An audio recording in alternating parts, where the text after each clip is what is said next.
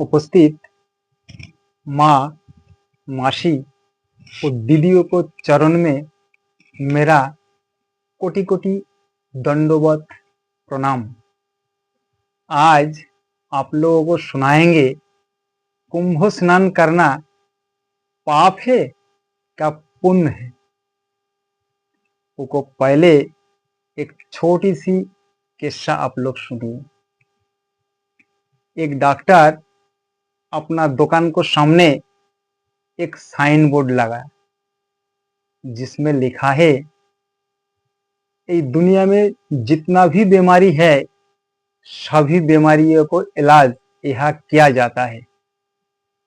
बीमारी ठीक ना होने पर 1000 रुपया वापसी किया जाएगा। एक छोटा से डॉक्टर बड़े होशियार हैं। उन्हें सोचा जे हम ऐसा बीमारी डॉक्टर साहब को पास बताएंगे जो डॉक्टर साहब उसी को इलाज ना कर पाए तो मुझे 1000 रुपये कमाई हो जाएगा। डॉक्टर साहब बड़े डॉक्टर साहब के पास आए और कहा, डॉक्टर साहब मेरा जीभ में कोनो स्वाद नहीं है, क्या मैं रोटी खा रहा हूँ, क्या मैं गू खा रहा हूँ, मुझे समझ में नहीं आ रहा है। डॉक्टर साहब कंपाउंडर से कहा, कंपाउंडर 11 नंबर बोतल उठाइए और उनको मुंह में 2-4 बूंद छोड़ दीजिए। कंपाउंडर ने बोतल उठाया और मरीजों को जीभ में 2 बूंदा पेट्रोल छोड़ दिया। मरीज ने कहा, डॉक्टर साहब इसमें तो पेट्रोल भरा हुआ है।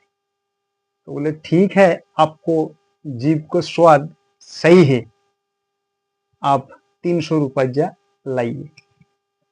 मरीज ने 300 रुपया दिए और सोचने लगा, चाह मैं तो 300 रुपये जुआ में हार के आया हूँ, ठीक है मैं कल फिर से देखता हूँ।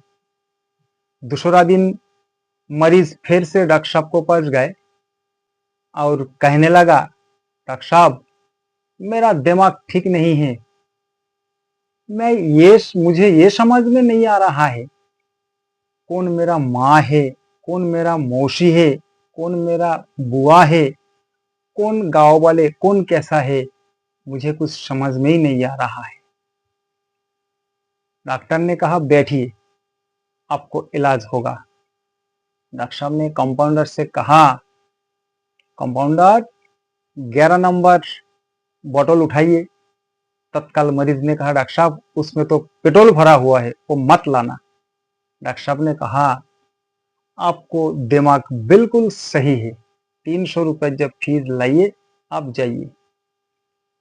मरीज ने फिर से सोचा, ठीक है कल देखेंगे, 3-3 600 300 और देंगे, कम से कम 100 रुपया तो फायदा होगा। दूसरा दिन मरीज फिर से गए और डॉक्टर साहब से कहा, डॉक्टर साहब मेरा आंखन में कुछ दिखाई नहीं दे रहा है। डॉक्टर साहब ने कहा, क्या बोल रहा है, आप बड़े बड़े आंखन की आँखी, बड़े बड़े आँखी है, आपको दिखा तो रहा है। बोले नहीं डॉक्टर साहब मुझे कुछ दिखाई नहीं दे रहा है। डॉक्टर साहब ने कहा, ठीक है इसी को दवाई तो हम कर नहीं पाएंगे, ये आपको पैसा लीजिए। डॉक्टर साहब आपको खुद की जेब में से 2 500 की नोट मरीजों को हाथ में दी। बोले ये लीजिए आपको पैसा। मरीज ने वो पैसा को देखा और कहने लगा, डॉक्टर साहब क्या मुझे आप पागल समझ रहा है ना, ये 500 को नोट तो मोदी जी ने पहले ही बंद कर दिया है। डॉक्टर साहब ने कहा, आपको आंखें बिल्कुल सही है, आप 300 रुपये फीस लाइए और जाइए। घर में अगर वृद्ध माता पिता को सेवा करते हो तो मुझे ये लगता है जो व्यक्ति कोई वृद्ध माता पिता को सेवा करते हैं, कुंभ स्नान करने से 10 गुना पुण्य वही व्यक्ति को ही प्राप्त कर सकते हैं। कुंभ मेला में बड़े बड़े साधु संत वैष्णव नंगा बाबा हरे माला जपते थे, और जवान लड़का मेला में जाके देखा मोनालिसा नाम की एक लड़की जो पेट की मिटाने को जाला बेचने के लिए आया थे कुंभ मेला में माला गरीबी को बजाय से।